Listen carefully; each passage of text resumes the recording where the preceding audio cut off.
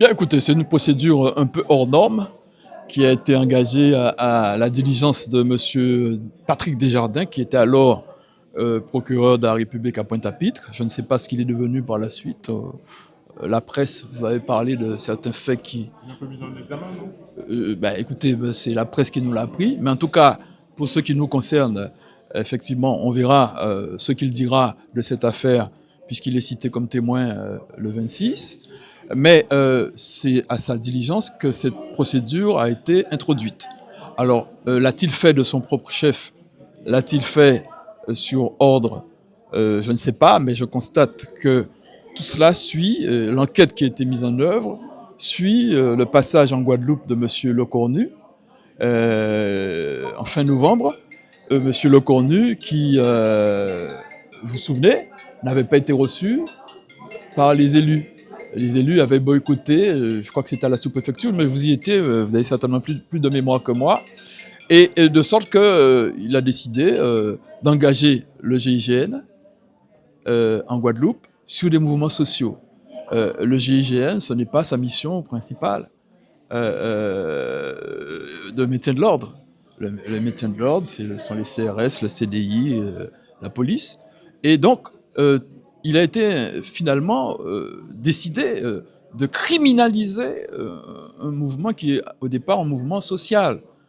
On peut penser ce qu'on veut de l'obligation vaccinale, etc. Mais la situation, par exemple, des soignants à l'époque qui étaient privés de salaire, préoccupait y compris des gens qui étaient vaccinés ou qui n'étaient pas des anti-vax. Et donc, c'est une situation sociale qui a été créée par un certain nombre de décisions gouvernementales. Je me souviens d'être à l'époque président de la Ligue d'athlétisme. On a vu beaucoup de problèmes pour organiser des compétitions. Ça posait problème. De sorte qu'il y a un problème social qui se pose à un moment donné où les syndicats, notamment, déclenchent une grève générale. Et aujourd'hui, on se retrouve 4 ans après, il n'y a pas de politique devant le tribunal de Fort-de-France, pas de syndicalistes, et on a pris au départ 7 boucs émissaires, et puis comme il fallait tenter disons, de gonfler un dossier vide, eh bien, on est allé chercher d'autres personnes qui auraient participé à un certain nombre de réunions qui avaient pour objectif, au départ, d'apaiser la situation. Lorsque des élus, je ne vais pas en citer là, contactent certains de nos clients, c'est pour leur dire, mais est-ce que vous êtes des médiateurs sociaux ou vous êtes engagés maintenant, on vous appelle des grands frères, est-ce que vous pouvez intervenir pour un peu calmer le jeu? Et c'est dans ces conditions que ces réunions se déroulent, mais au vu et au su de tout le monde. Je crois que certains d'entre vous, vous étiez présents lors de ces réunions. Tout avait lieu sur la place publique. Et maintenant, on vient nous dire, pour certains d'entre nous, de nos clients, qu'ils auraient participé à une association de malfaiteurs, autrement dit à une entente ou un groupement formé en vue de commettre un certain nombre d'infractions, notamment l'infraction d'extorsion de fonds. Il y a d'autres infractions qui sont poursuivies, détournement d'aéronefs, comme si on allait détourner des avions comme M. Trump détourne des pétroliers. Tout cela, c'est un peu ubuesque. Et alors, de détournement d'avions, il n'y en a pas eu. D'attentats contre la sous-préfecture, il n'y en a pas eu. D'extorsion de fonds, il n'y en a pas eu. Aucun patron ne vient dire non seulement qu'il aurait payé quoi que ce soit pour arrêter les mouvements, mais qu'il aurait été approché pour payer quoi que ce soit. Or, certains des 13 sont poursuivis pour cette association de malfaiteurs en vue d'extorquer des fonds publics et privés. Alors, les fonds publics, vous savez très bien que les fonds publics ne sortent pas comme ça d'une caisse de collectivité. Il y a tout un processus. Et ça n'a pas du tout été évoqué à l'occasion des réunions dont on parle, qui étaient publiques pour la plupart. Et pour le reste, ce dossier est creux. C'est la raison pour laquelle on a été obligé, Monsieur Desjardins et ses successeurs ont été obligés de mettre en œuvre toute une série de moyens technologiques relevant du secret défense pour certains, avec des interceptions téléphoniques, des géolocalisations de téléphone, mais également des géolocalisations en temps réel de véhicules, c'est-à-dire qu'on a piégé les véhicules, on a subrepticement, la loi le permet, naturellement sous certaines conditions, mais on a utilisé les moyens des services secrets pour essayer euh, d'argumenter dans un dossier. Et alors on a trouvé quelques interceptions téléphoniques dans une période où tout le monde se parlait. Tout le monde discutait. Le citoyen lambda téléphonait à son cousin, à son frère pour lui dire ouais, il s'est passé telle chose devant l'hôpital, il s'est passé telle chose sur le pont de la Boucan, il s'est passé des choses. Tout le monde discutait. Tout le monde avait un point de vue. Mais un point de vue, ça ne peut pas justifier que l'on dise que l'on a commis des infractions pénales. Alors, ces interceptions téléphoniques, nous demandons à voir, parce que il faudrait qu'on n'ait pu les écouter toutes. Je suis même pas sûr que le juge d'instruction lui-même les ait écoutées. Parce qu'en réalité, c'est ce qu'on appelle les copies de travail.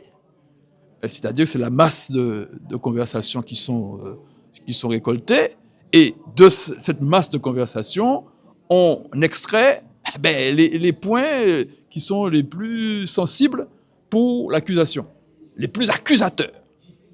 Eh oui, mais ce sont souvent des phrases qui sont sorties de leur contexte, et qui sont dites en créole, etc. Et vous savez très bien que souvent, les phrases en créole n'ont pas le même sens en français. Même le même mot, même s'il est, il est à une origine française, l'expression prend une autre tournure dans notre langue de Guadeloupe.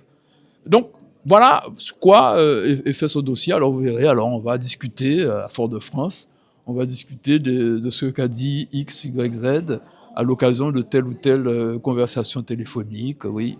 Voilà, ça veut dire que, oui, il a téléphoné, il a dit qu'il était en route, donc ça veut dire qu'il allait à la Réunion. Ça, c'est un dossier qui est très, très, très fragile. Alors, je sais bien que l'accusation va essayer à tout prix de retenir nos clients dans les liens de la prévention, mais moi, je suis optimiste. Je suis l'optimiste et je suis un combattant, comme mes confrères. Et nous avons quand même bon espoir d'avoir un bon résultat. Mais à quel prix? À quel prix? Parce qu'il y en a certains qui ont fait près de 2 ans, plus de 2 ans de détention dans cette affaire-là.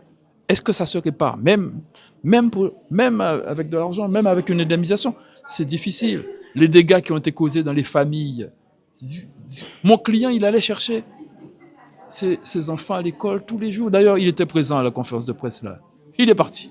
Il est parti parce que, écoutez, c'est l'heure où il faut aller chercher les enfants à l'école. Puisqu'il a fait ça pendant toute la durée du conflit. Et maintenant, on lui reproche d'avoir participé à des réunions. Certaines réunions étaient publiques, d'autres réunions, c'était où ces jeunes, ces représentants de jeunes se concertaient entre eux, c'est normal. Et puis, on nous dit que c'est une conspiration.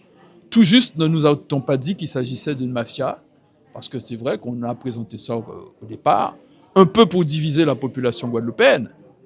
Non, on a présenté les choses, ce sont des gangs. Ce sont des gangs qui entretenaient les barrages. Et par conséquent, il y a forcément, dans la population honnête guadeloupéenne, un petit mouvement de retrait en disant « Ouh là là, si ce sont des gangsters qui animaient tout cela, des barrages, etc., pour impressionner, pour récolter de l'argent, eh bien nous n'y sommes pas. » Alors, on peut dire, malheureusement, d'une certaine manière, que ça a réussi, puisque on a réussi à diviser la population sur ces questions-là. Même les syndicats ont été un peu mis de côté, les élus qu'on a menacés. On a menacé parce que M. Desjardins a en quelque sorte menacé les élus en leur disant que vous avez participé avec des représentants de gangs, vous avez participé à des tractations en vue de détourner les fonds publics. Il y a d'ailleurs 2 élus qui se sont cités. Alors, il y a des élus qui sont cités. Alors, évidemment, comme il a été rappelé tout à l'heure, c'est à nos frais, aux frais de la défense. Et donc, tous les élus n'ont pas pu être cités. Mais je pense que M. Chalus d'un côté, M. Servat de l'autre, peuvent effectivement, utilement, témoigner des conditions dans lesquelles ces réunions ont eu lieu à l'époque. Pourquoi M. Domota n'est pas convoqué? Alors là, je ne sais pas, je vais laisser la parole à ma conservateur. Et M. Sapoti? Alors, j'ai déjà répondu à cette question, mais c'est sûr que c'est pas nous qui décidons de ce genre nous prenons ce genre de décision sur savoir qui va être mis en examen, qui va être prévenu et qui va être convoqué devant le tribunal, puisque nous ne sommes que les avocats. Mais il y a eu un certain nombre de surprises sur le choix qui a été fait, des personnes qui ont été finalement qui finissent, parce qu'il y en a qui finissent maintenant devant le tribunal judiciaire de Fort-de-France, d'autres qui avaient été en mise en examen, pour certains qui ont été placés en détention, qui ont été placés sous contrôle judiciaire, et il y a eu cette sélection assez étrange. La question était de savoir quelle étrangeté il y avait dans ce dossier, mais il y a eu aussi ça, ces vagues d'interpellations et les choix qui ont été portés sur qui on allait placer en détention, qui on allait placer sous contrôle judiciaire, qui on allait interpeller finalement, et donc qui on allait aussi intimider. Et je pense que ça, pour nous tous avocats, en tout cas, il y a eu beaucoup d'interrogations et donc on n'a pas la réponse de savoir pourquoi certains l'ont été et d'autres pas. Est-ce que ce procès sera une occasion de répondre à cette question-là, sur ces étrangetés? Je pense pas, parce qu'il y a des choix qui ont été faits bien avant qu'on se retrouve devant une présidente de juridiction qui va faire comme nous, avec un dossier, une procédure qui va lui être présentée et imposée. Elle prend la décision au regard d'un dossier, de nos plaidoiries, de la défense, des auditions qui vont se dérouler pendant 2 semaines et demie. Mais comme nous, elle fait face à une procédure qui en plus est viciée, comme on vous le disait. Et donc non, il y a ces réponses-là vont pas pouvoir être données à l'audience. Encore une question. On assiste souvent, quand on a des procès de cette envergure-là ou qui concernent des personnalités sur le territoire de Guadeloupe, à des avocats qui parlent beaucoup d'enquêtes un peu, alors je vais utiliser peut-être un gros mot, mais bâclées. Est-ce que c'est aussi votre sentiment dans cette affaire-là d'avoir une enquête un peu légère, alors sur les motifs de renvoi manifestement, mais est-ce que l'enquête peut être incriminée? Alors, les grands moyens ont été mis, on l'a rappelé, les grands moyens ont été mis. Ils ont même, je vous dis un exemple, passé en revue les conversations du préfet. Tout le monde a été... Vraiment, ils ont mis les grands moyens pour aboutir à ça aujourd'hui. C'est pas parce que les moyens n'ont pas été mis, c'est parce qu'en réalité, le dossier manque de substance. Bon, moi, j'ai retenu juste une petite anecdote, c'est qu'on a vu que dans cette période-là, M. Rochat, il a eu 139 appels avec M. Vial-Collet. Alors, je ne sais pas ce qu'ils se sont dit. Mais M. Vial-Collet, lui, il dit qu'il n'a participé à aucune réunion, on lui a rien demandé. Donc, moi, je ne sais pas. Je ne sais pas quelle était la volonté des pouvoirs publics. Je constate que c'était quand même une volonté répressive. Pour répondre précisément à votre question, l'opinion que moi j'en ai, c'est qu'effectivement, ils sont partis d'un postulat, c'est que les personnes qu'ils ont identifiées sont les personnes qui ont organisé les manifestations de 2021. Donc, c'est contre ces personnes-là qu'il fallait enquêter. Alors, c'est vrai, les grands moyens ont été mis pour trouver quoi? On ne sait pas.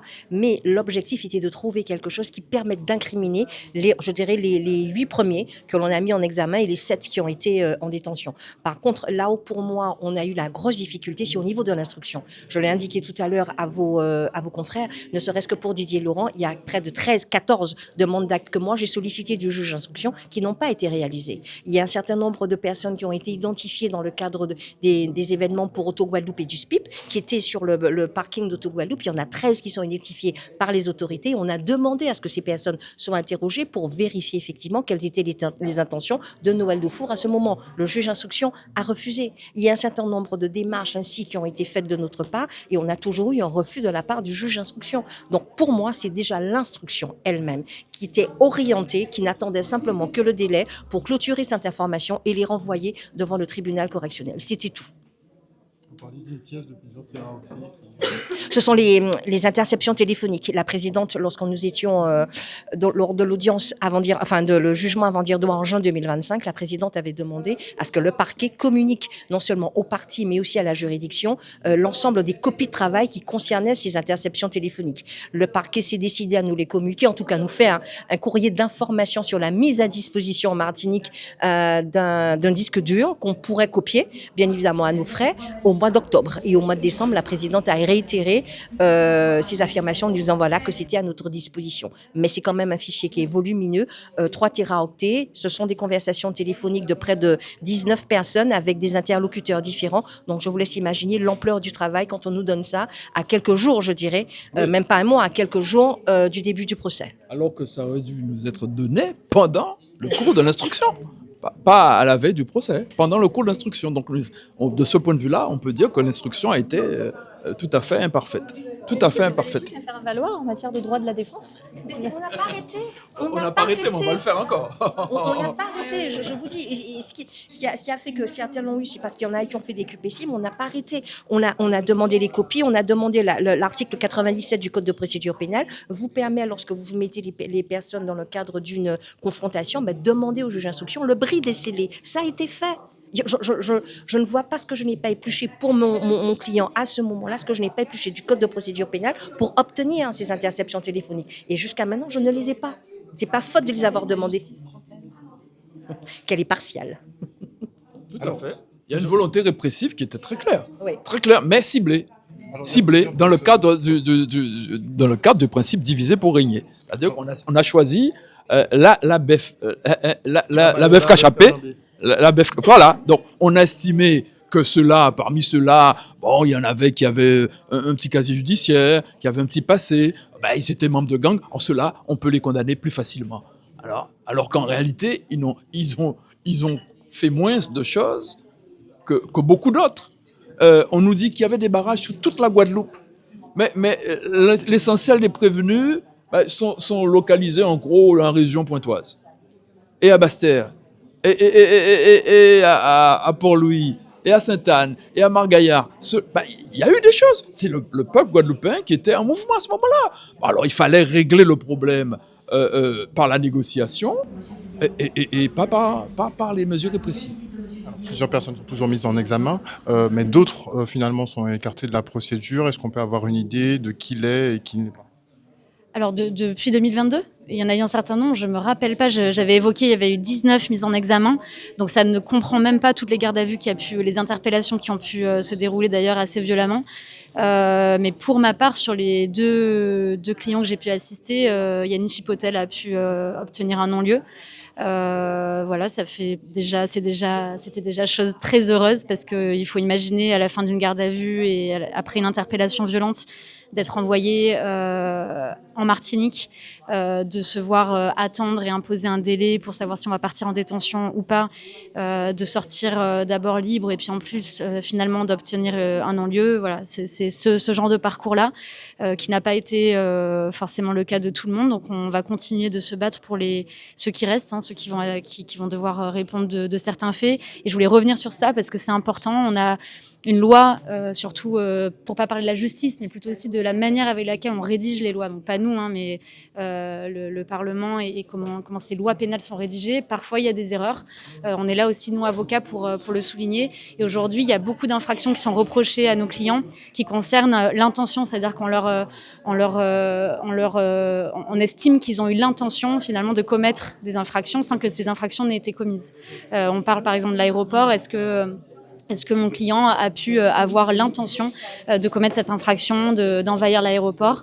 C'est ça qui est reproché aujourd'hui, ce sont des intentions, donc c'est un élément moral qui est recherché aussi, avec des faits qui reposent, des éléments de faits qui reposent sur pas grand-chose, à savoir des interprétations d'extraits de télécommunications. Donc c'est pour ça que même si les gros moyens ont été mis, il y a beaucoup d'interprétations, beaucoup de choses sur lesquelles on va revenir, mais qui sont surtout des interprétations de propos qui ont été évoqués, peut-être par écrit ou à l'oral en 2022 pour la majorité. Donc c'est difficile, même quand ils sont placés en garde à vue, de répondre à des questions d'officiers de police qui leur disent quand vous dites un tel OP, c'est OP pourquoi? OP pour une bière, OP pour envahir l'aéroport ou OP pour qu'on se retrouve. Enfin, c'est ce genre de questions-là qu'on va devoir encore une fois, sur lesquelles on va devoir revenir encore à l'audience, donc en 2026. Une dernière petite question, sachant effectivement qu'il y a ce caractère d'organisation de malfaiteurs, on ne dira pas qu'ils sont tous jugés au même titre, mais il se pourrait effectivement que le comportement de certains ait des répercussions sur les autres. J'ai ouï dire qu'il risque de manquer certains prévenus qui manquent à l'appel. Un aurait déjà été visiblement condamné. Est-ce que vous avez entendu parler de cela ? Alors, on peut pas savoir. Moi, je peux pas me prononcer sur les personnes que je représente pas. Évidemment qu'il est important que tout le monde se présente, même si on peut être jugé. Ils peuvent être jugés hors leur présence, mais c'est jamais bien vu. Donc ça permettra pas à la justice et au tribunal de pouvoir rendre une décision qui soit juste. Donc on espère quand même que tout le monde se présentera. Le fait que quelqu'un soit condamné détenu n'empêche pas la juridiction de l'entendre. Bien au contraire, c'est plus facile pour une juridiction de faire entendre quelqu'un en détention. Alors en fuite, non, évidemment, on peut pas retrouver les personnes qui sont en fuite. Et donc je pense que c'est ça la question aussi. Mais on va faire, je pense, avec ce qu'on a. On est tous en mesure, avocats, d'interroger chacun des prévenus ou des coprévenus, chacun des témoins. C'est-à-dire que même si des confrères vont faire citer un témoin pour eux, je suis en mesure moi aussi de pouvoir les interroger. Donc il va y avoir quand même des choses intéressantes autour de chacun des faits, mais c'est une poupée russe. C'est-à-dire que les uns et les autres ne sont pas convoqués pour les mêmes faits, ni pour la même période. Donc ça va être très compliqué. C'est aussi pour ça, je pense, que la présidente a du mal à nous adresser un plan d'audience qui valent la peine d'être partagé, puisque à mon avis, ça va beaucoup bouger. Mais concrètement, il y en a un qui est en cavale. Effectivement. Quel élément souhaitiez-vous soulever aujourd'hui lors de cette conférence de presse ? Alors écoutez, aujourd'hui, je n'en représente qu'un seul. Il n'y a que Didier Laurent parmi l'ensemble des clients que j'avais qui sera présenté, qui est prévenu devant le tribunal judiciaire de Fort-de-France dans sa formation GIAS. Donc je n'ai qu'un seul client. Le message que je voudrais faire passer, c'est surtout le message d'inégalité que l'on a eu dans le cadre de ce dossier et une espèce de bizarrerie juridique qui s'est plus ou moins multipliée dans le cadre de cette affaire et c'est ce qu'on espère pouvoir exposer devant le tribunal judiciaire de Fort-de-France. Est-ce qu'on pourrait avoir des exemples de ces bizarreries ? Alors, les bizarreries juridiques, ne serait-ce qu'une chose, vous savez, dans le cadre d'une instruction, la loi prévoit que vous puissiez solliciter du juge d'instruction un certain nombre de demandes d'actes. La demande d'actes, elle a pour but de la manifestation de la vérité. Alors, la manifestation de la vérité, bien évidemment, du côté de la personne qui est mise en examen. Il y a eu du côté de Didier Laurent 14 demandes d'actes qui ont été formulées dans le cadre de cette affaire. Aucune n'a abouti. La seule qui ait pu aboutir, en tout cas, c'est celle pour laquelle on avait demandé l'audition des élus, puisqu'effectivement, Didier Laurent avait toujours indiqué qu'il n'a pas participé aux réunions qui visaient à pacifier un petit peu la Guadeloupe, qu'il n'a pas participé à ces réunions avec les grands frères ou avec les élus et pourtant on l'a mis en examen pour des faits d'extorsion. Donc ces demandes d'actes qui ont été formulées dans le cadre de sa défense, ces demandes d'actes ont été mises de côté. Parmi ces demandes d'actes, vous aviez aussi, concernant toujours les faits du SPIP et d'Auto-Guadeloupe, vous avez des images qui ont été rapportées, des images de vidéosurveillance du supermarché où on voyait un certain nombre de personnes qui ont été identifiées par les enquêteurs. Donc on a demandé à ce que l'ensemble de ces personnes, elles étaient au nombre de 13, que ces personnes soient interrogées. Le juge d'instruction a considéré qu'il n'en avait pas besoin. Toujours dans le cadre des faits du SPIP et d'Auto-Guadeloupe, vous avez un témoin qui va donner une description précise de la personne qu'il a vue avec un fusil tiré. On a demandé à ce que cette personne, en tout cas, qui avait ce fusil et qui tirait, soit interrogée. Nous n'avons pas eu satisfaction du côté du juge. Le directeur commercial de l'époque d'Auto-Guadeloupe qui a été interrogé a indiqué aux enquêteurs qu'il a vu sur TikTok une femme qui passait sur les réseaux et qui invitait à l'incendie d'Auto-Guadeloupe. Nous avons demandé la recherche de cette vidéo et que cette personne soit identifiée et interrogée pour connaître ses liens avec Didier Laurent. Nous n'avons pas obtenu. Voilà, c'est ce que j'appelle les bizarreries. On a une instruction qui prétend en tout cas aller dans le sens de la manifestation de la vérité, mais ça n'est qu'une vérité qui a arrangé, je dirais, le parquet parce qu'il fallait fabriquer des coupables et Didier Laurent, malheureusement, fait partie de cette fabrication. Vous avez précisé d'ailleurs que Didier Laurent est toujours policier. Enfin, pour moi, il est, mais en réalité, il a été radié de la police. Voilà, donc c'est toute cette situation aussi quelque part qui est, quand je parlais de déséquilibre, c'est ça. Aujourd'hui, Didier Laurent ne travaille plus en qualité de policier. Il ne faut pas oublier qu'avant ces faits, il y avait quand même 22 ans de loyaux service au sein de la police judiciaire. Il a d'abord exercé en métropole, il est venu exercer ici, pas une tâche sur son dossier. Et aujourd'hui, avec cette affaire, malheureusement, on l'a fait passer pour qui il n'est pas. Mais mieux, il n'y a pas que le parquet de Pointe-à-Pitre de l'époque, il y a aussi ses propres collègues. Et c'est là où ça me fait gentiment sourire. Bien sûr, vous imaginez bien qu'on a eu accès aux auditions des uns et des autres, des déclarations des uns et des autres. Lorsque Didier Laurent indique, voilà, je donnais des informations à ma hiérarchie, ça se vérifie dans les faits, mais ce sont les mêmes qui disent non, que Didier Laurent se prenait on ne sait pour qui, qu'il se prenait pour un infiltré et que personne n'a jamais eu aucune information de Didier Laurent, alors que nous savons que c'est faux. Les contacts que Didier Laurent a dans son téléphone, nous savons que ces personnes ont été contactées par la police. Nous avons ces informations. Et ce sont ces mêmes policiers qui aujourd'hui vous diront qu'ah non, mais que Didier Laurent, à la limite, c'est un mouton noir et qu'il était effectivement ce petit mouton noir dès le début. Didier Laurent qui, d'ailleurs, contre-attaque de son côté. Bien évidemment, on ne va pas rester passif. On a contre-attaqué dans le cadre de ne serait-ce que dans la plainte pour faux usage de faux. Et bien évidemment, on le verra dans le cadre du procès qui viendra à partir du 26. Je vous en prie. Alors, bonjour. Est-ce que vous pouvez vous présenter, nom, prénom? Lapillus Daniel, dit Garamel, et dans l'affaire des confrères. Et j'ai eu un non-lieu qu'ils ont requalifié soi-disant, mais bon. Alors, ton sentiment justement sur cette affaire-là? Franchement, c'était du flanc. Ils ont fait beaucoup de bruit, beaucoup de tapage pour rien. Et finalement, en fait, ils voulaient qu'on serve d'exemple, en fait. Il n'y a pas d'affaire. Jusqu'à présent, moi, j'estime qu'il n'y a pas d'affaire. Voilà. Donc, concrètement, on vous reprochait quoi? On nous reprochait d'avoir cassé, vandalisé, racketté les élus et les grands groupes, extorsion de fonds, menaces, et on nous reprochait de tout. Là, ils ont oublié de dire qu'on n'a pas tué Jésus-Christ, mais on nous reprochait tout en fait. Ouais. Tout ça finalement pour être... Pour avoir un nom, pour avoir un non-lieu, parce que qui a été requalifié en non-lieu partiel apparemment. Mais bon, mon avocat m'a dit non, c'est bon, je suis blanchi, je ne serai pas jugé avec les autres grands frères. Voilà. Mais tu as quand même fait de la prison? J'ai fait de la prison. Mais en fait, j'ai fait de la prison. Mais moi, j'étais malade, j'ai eu d'énormes problèmes de santé. Et je combattais, mais tous les jours, hein, je tapais des points pour qu'on m'emmène à l'hôpital. Même à l'infirmerie, les gens ne voulaient même pas m'emmener. J'ai dû m'évanouir pendant 5 fois. C'était douloureux parce qu'en fait, j'avais une hernie discale. Et eux, ils me disaient non, c'était pas ci, c'était pas ça. Mais sans m'emmener même à l'infirmerie, j'ai dû aller 2 ou 3 fois. Et pour vraiment attirer à l'hôpital, il a fallu que je fasse une grève de la faim de 14 jours. J'ai dû perdre 17 kilos. À date que fait là parce que reste pas on va peine. Et voilà. Et franchement, j'ai vraiment souffert de ça. Et surtout du fait que je ne pouvais pas voir mes proches, ma compagne, les enfants, personne. Vous voyez, c'était le parcours du combattant. Donc franchement, moi, j'estimais que lorsque les grands frères iront là-bas, qu'ils vont tous les acquitter, qu'ils vont les blanchir. Parce que moi, j'ai la chance et Xavier aussi et Guerilla Boy, d'avoir un non-lieu. Donc on n'est plus inquiété. Mais on a quand même fait la prison. On s'est quand même fait arrêter et on nous a quand même sali. Vous voyez?